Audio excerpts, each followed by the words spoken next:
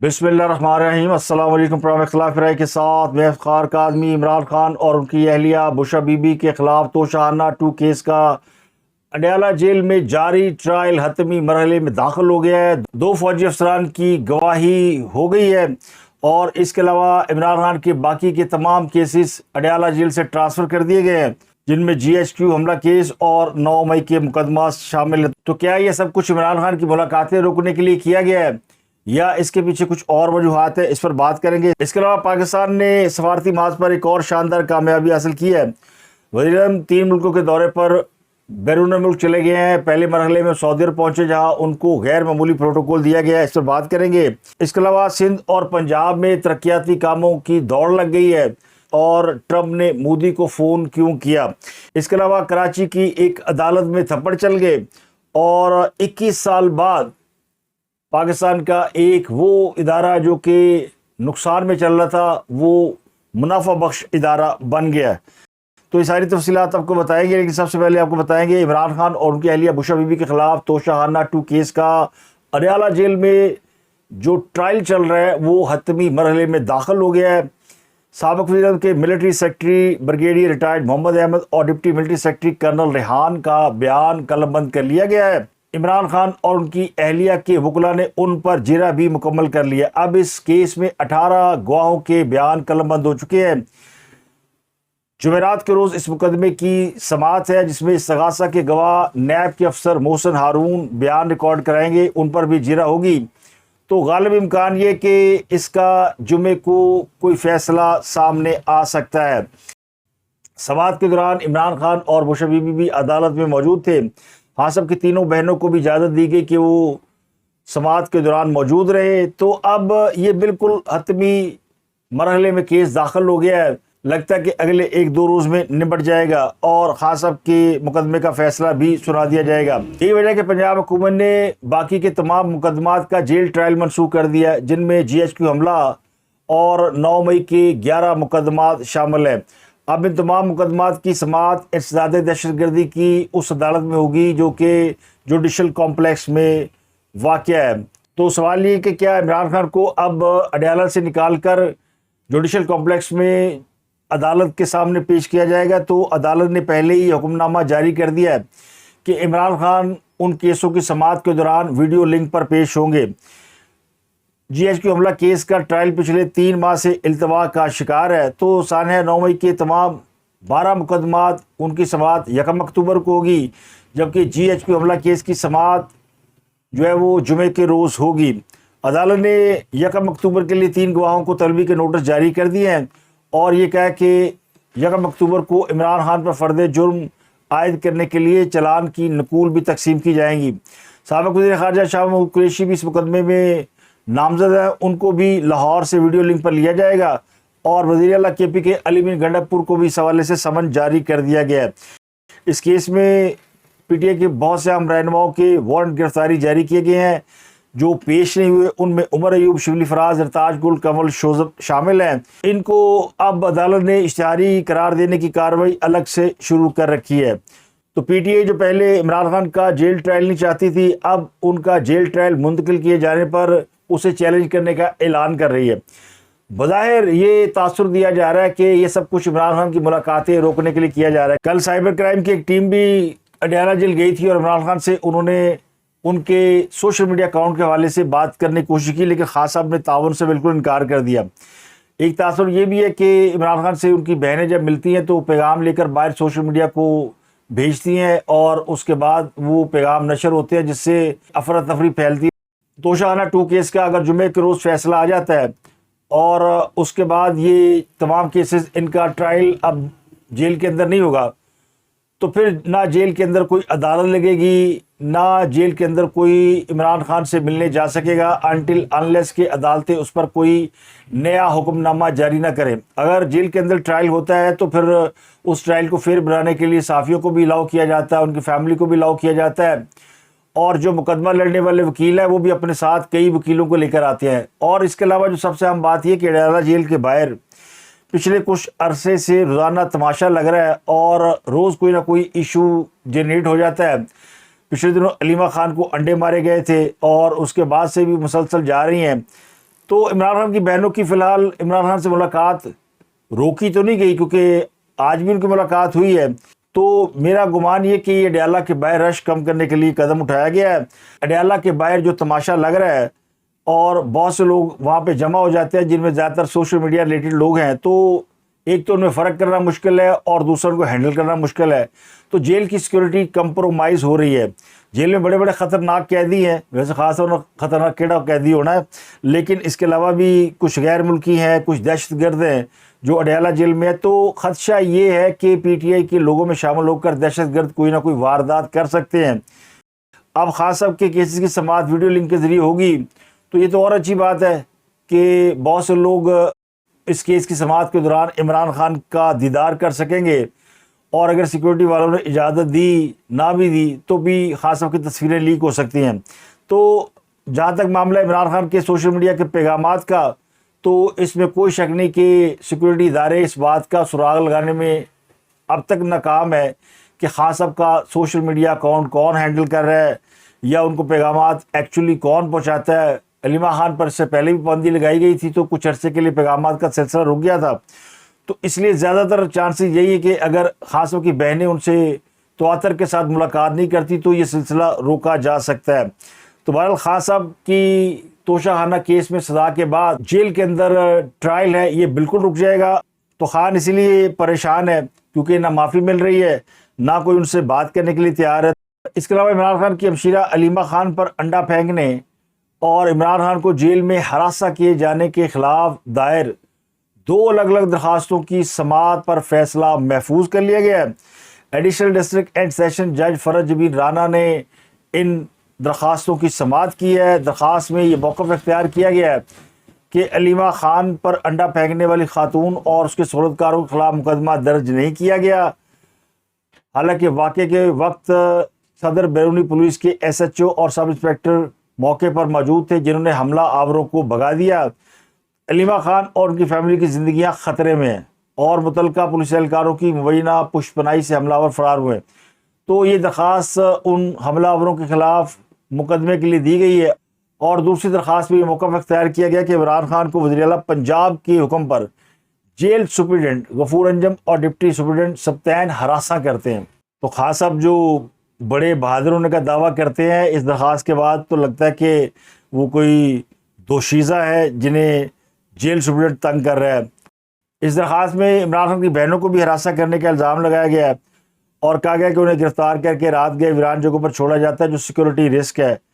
اس درخواست میں A S P Zainab, S H O Aizaz, S H او ثاقب اور جیل چوکی انچارج کو بھی ذمہ دار ٹھہرایا گیا۔ یہی وجہ ہے کہ پی ٹی آئی کے لوگ جب عمران خان سے ملنے جاتے ہیں تو اس قسم کی وہ درخواستیں دے دے کر عدالتی عملے کو تنگ کرتے ہیں۔ تو میرا خیال ہے اس کا مکمل اور پکا بندوبست کر لیا گیا کہ اس کے بعد یہ چیزیں نہ ہوں۔ اب خان صاحب کے ملٹری سیکرٹری بریگیڈیئر ٹائر محمد احمد کا بیان توشہ خانہ 2 کیس میں خاصی اہمیت کا حامل ہے، کیونکہ وہ سابق وزیر اعظم کے ملٹری سیکرٹری رہ چکے ہیں اور ان کا جو بنیادی کردار ہے وہ تحائف کی وصولی، ان کا اندراج اور پھر ان کو توشہ خانہ منتقل کرنا، یہ ان کے فرائض میں شامل ہے۔ تو ان کی گواہی اس معاملے میں بڑی اہم ہے۔ بریگیڈیئر محمد احمد کو 2020 اپریل میں بریگیڈیئر نسیم افتخار چیمہ کی جگہ عمران خان ملٹری سیکرٹری لگایا گیا تھا، اور جب عمران خان صاحب ایوان اقتدار سے نکالے گئے تو اس وقت بھی وہ ان کے ملٹری سیکرٹری تھے۔ تو یہ بڑے اہم گواہ ہے اور ان کی گواہی پر عمران خان صاحب کو سزا ہو سکتی ہے، جس کے بارے میں قانونی ماہرین کہتے ہیں کہ کم از کم 10 سال قید کی سزا ہو سکتی ہے۔ اگلی خبر یہ کہ بھارتی وزیر اعظم نریندر مودی کو امریکی صدر نے فون کیا ہے، اور پاک بھارت جنگ کے بعد جون میں آخری مرتبہ ٹرمپ نے مودی سے اس وقت بات کی تھی جب مودی کسی کانفرنس میں شرکت کے لیے کینیڈا گئے ہوئے تھے۔ جب سے ٹرمپ نے بھارت پر ٹیرف لگایا اس کے بعد سے دونوں رہنماؤں میں کوئی بات چیت نہیں ہوئی۔ تو اب جون کے بعد ٹرمپ کا مودی کو پہلا فون گیا ہے۔ پتہ یہ چلا کہ مودی صاحب کی سالگرہ ہے اور وہ 75 برس کے ہو گئے ہیں۔ تو اب 75 برس میں بھی نریندر مودی کو عقل نہیں آئی، تو خان صاحب تو ابھی ان سے 2-3 سال چھوٹے ہیں۔ خان صاحب کا سن پیدائش اکتوبر 1952 ہے۔ اس کے علاوہ ایک اور بڑی خبر جس نے پاکستان کی دنیا کے اندر اہمیت کو بڑا نمایاں کیا ہے اور پاکستان کی ایک بڑی سفارتی کامیابی ہے، وزیر اعظم شہباز شریف سعودی ولی عہد شہزادہ محمد بن سلمان کی دعوت پر سعودی عرب پہنچے ہیں۔ جہاں انہیں بڑا پروٹوکول دیا گیا ہے. تو سعودی فضائیہ کے F-16 لڑاکا طیاروں نے وزیر اعظم کے طیارے کو حصار میں لے لیا اور اسے اسکواڈ کرتے ہوئے وہ سعودی عرب کے اندر انہیں لینڈ کرایا گیا. تو یہ آؤٹ آف دی وے جا کر پاکستان کے وزیر اعظم کا جو استقبال کیا گیا اس نے پاکستان کی اہمیت کو بہت نمایاں کر دیا ہے. Prince Mohammed bin Salman, Prime Minister of Kingdom of Saudi Arabia, and the custodian of the two holy mosques, His Majesty King Salman bin Abdulaziz. Thank you very much. It's very kind of you. اور پوری دنیا میں پاکستان جو سفارتی محاذ پر کامیابی حاصل کر رہا ہے اس کا دشمن بھی اعتراف کر رہے ہیں. تو جو بیچارے کل تک یہ سوال اٹھا رہے تھے کہ عرب اسلامک کانفرنس میں پاکستان کا کیا کام، ان کے لیے تو یہ اور زیادہ بڑی خبر ہے کہ سعودی عرب نے پاکستان کو بہت شاندار قسم کا پروٹوکول دیا ہے. اور یہ وہ پاکستان ہے جو چند ماہ قبل جب سعودی عرب سے ملنے گئے تھے عمران خان صاحب تو واپسی میں زکوٰۃ کے چاول اور زکوٰۃ کا آٹا لے کر آئے تھے. اور آج حالت یہ ہے کہ پوری سعودی حکومت جو ہے وہ پاکستانی وزیر اعظم کے استقبال میں آنکھیں بچھائی ہوئی ہے. ڈپٹی گورنر ریاض شہزادہ محمد بن عبد الرحمن بن عبدالعزیز نے پاکستانی پرائم منسٹر کا استقبال کیا. اب یہ دورہ بڑا امپورٹنٹ ہے. کل وزیر اعظم کو برطانیہ جانا ہے اور برطانیہ میں 2 روزہ قیام کے بعد وہ امریکہ جا رہے ہیں جہاں پر ان کی ٹرمپ سے ملاقات جو ہے وہ آلموسٹ طے ہے. ٹرمپ جو ہے وہ 23 سپٹمبر کو اقوام متحدہ کے اجلاس سے خطاب کریں گے.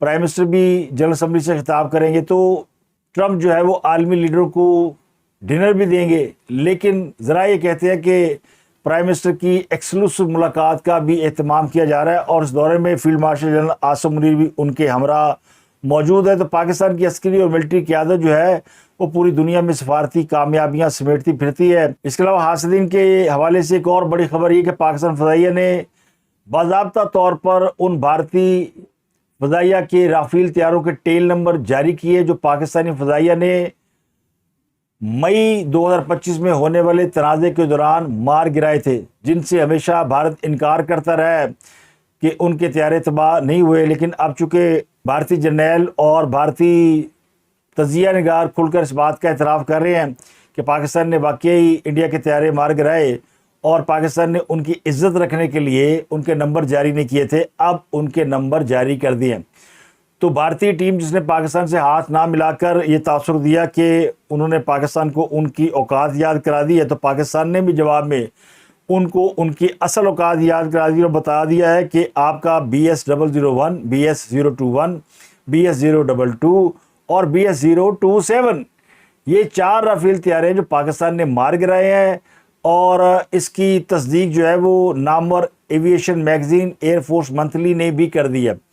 وہاں پہ ایلن وار نامی جو ان کے رپورٹر ہے انہوں نے بتایا ہے کہ مئی میں ہونے والی کشیدگی کے دوران پاکستان ایئر فورس نے دیگر بھارتی طیاروں کے علاوہ 4 رافیل طیارے مار گرائے تھے. تو یہ نمبر انہوں نے بھی شائع کیے. ہوں چنگے رہے ہو، ورنہ پاکستان نے اب تک عزت رکھی ہوئی تھی لیکن ان کو بڑا شوق تھا کہ گیم تبدیل کر دیں. گیم پاکستان نے بدلی ہے. اب یہ 4 طیاروں کے پاکستان نمبر دیے، اس کے علاوہ ان کا ایک معراج طیارہ اور ایک اور طیارہ گرا ہے. ویسے تو ٹرمپ کہتے ہیں 7 گرائے ہیں لیکن ہم 6-0 پر ہی.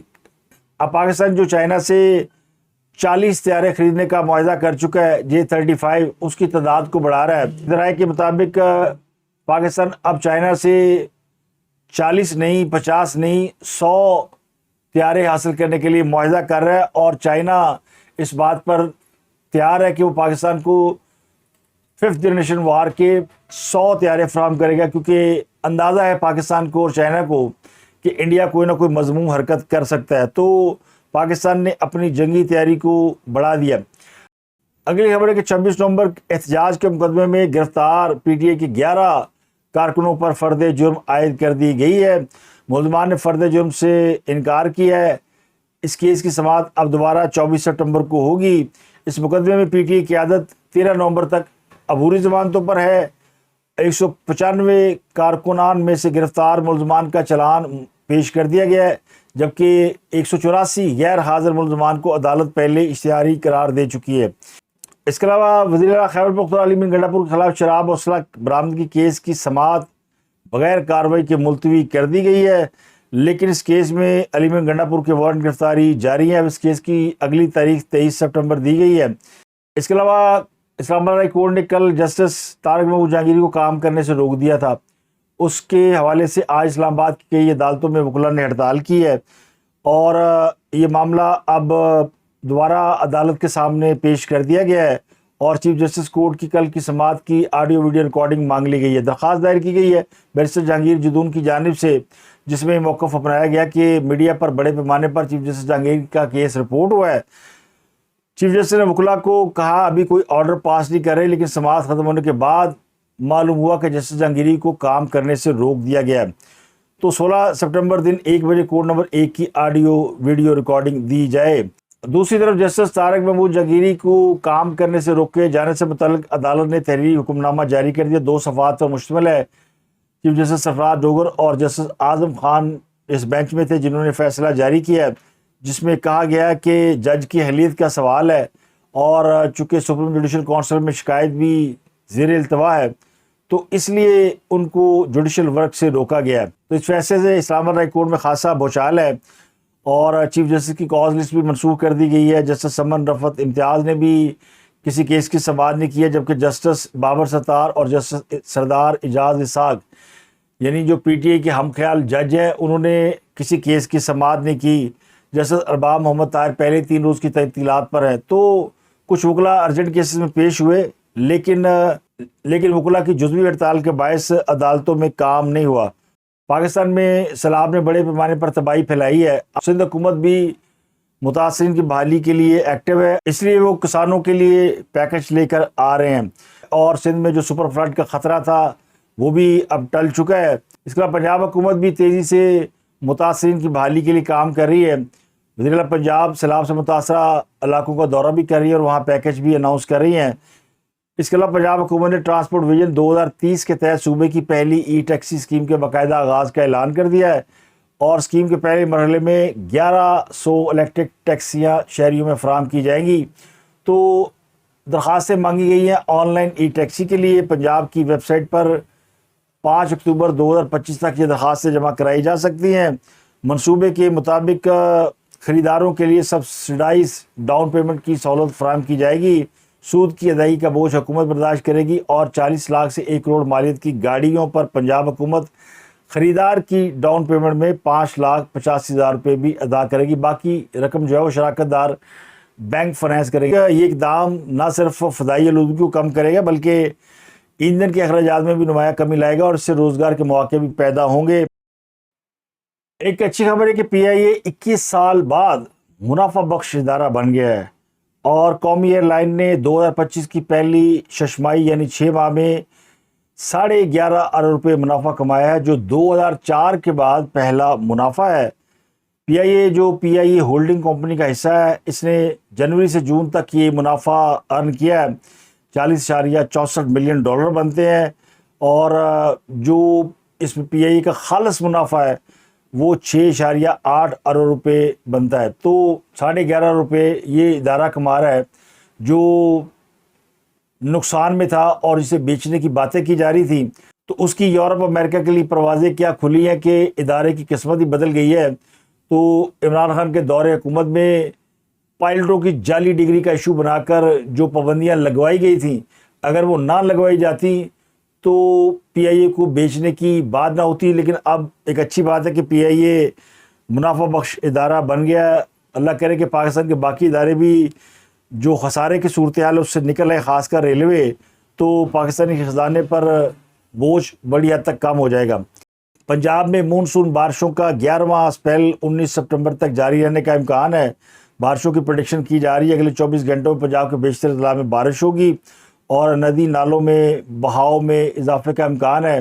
گو سیلاب کے خدشات اور خطرات کم ہو گئے، لیکن بارشوں کے باعث سیلاب زدگان کی امداد کا کام متاثر ہو سکتا ہے۔ اس کے علاوہ ستلج اور پنجاب میں سیلاب کی وجہ سے جو M5 موٹر وے ہے اس کا ایک بڑا حصہ ٹوٹ گیا ہے اور جلال پور پیروالا کے مقام پر جو تازہ ترین صورتحال ہے اس کی لائیو مانیٹرنگ کی جا رہی ہے سیف سٹی کے کیمروں سے۔ تو جلال پور پیر والا وہ مقام ہے جہاں پر بڑے پیمانے پر سیلاب نے مقامی آبادی کو آلموسٹ ڈبو دیا ہے اور کئی افراد کی اس میں موت بھی واقع ہوئی ہے۔ اگلی خبر کراچی میں بچوں سے زیادتی کیس کے ملزم کے حوالے سے ہے، جسے پولیس نے عدالت میں پیش کیا، جہاں پر متاثرہ بچیوں نے اس کو تھپڑ دے مارے۔ کراچی کے جوڈیشل مجسٹریٹ جنوبی کی عدالت میں اس کیس کی سماعت ہوئی۔ پولیس نے 7 مقدمات میں نامزد ملزم شبیر تنولی کو عدالت میں پیش کیا، جہاں وہ بچیاں موجود تھیں جن کے ساتھ زیادتی کے واقعات ہوئے، تو انہوں نے ملزم کو احاطہ عدالت میں ہی کوٹ دیا اور اس کی جی بھر کے پٹائی کی۔ پولیس نے ملزمان کے جسمانی ریمانڈ میں توسیع کی سزا کی، جسے عدالت نے منظور کرتے ہوئے ملزم کا مزید 3 روز کے لیے ریمانڈ دے دیا ہے۔ اس سے پہلے پولیس کی جانب سے بتایا گیا تھا کہ ملزم کو اہل علاقہ کی شکایت پر گرفتار کیا گیا ہے۔ ملزم 2016 سے بچیوں سے زیادتی کر کے ان کی ویڈیو بناتا تھا اور اس کے خلاف تھانہ ڈیفنس میں مقدمات درج ہیں۔ پولیس نے دعویٰ کیا تھا کہ اس نے 100 بچوں سے زیادتی کا اعتراف کیا ہے اور اس سے ایک ڈائری ملی ہے جس میں سے 60-70 بچوں کے نام، پتے اور کوائف درج کیے ہوئے تھے۔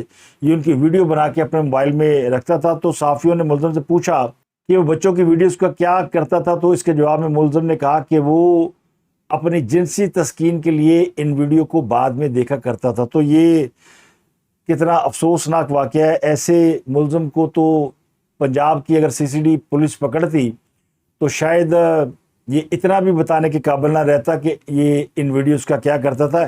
ان ملزمان کے لیے مجھے لگتا ہے کہ CCD بالکل ٹھیک کرتی ہے کہ ان کو موقع پر ہی ان کا حساب کتاب کر دیتی ہے۔